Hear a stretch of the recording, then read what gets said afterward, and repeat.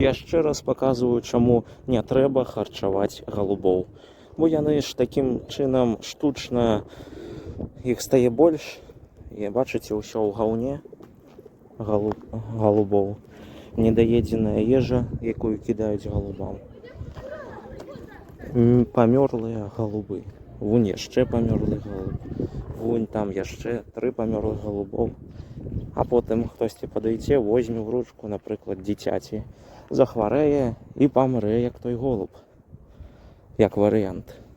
А навогул гэта проста непрыгожа. Бачыце паўсюль вось раскіданыя часткі галубоў і там часткі гаўна. Ну, навошта харчаваць галубоў, калі вы іх потым не забіваеце? Я не разумею. Напішыце ў каментарах, чаму людзі так робяць. Я адышоў крыху далей, і тут таксама памёрлы голуб. Бачыце?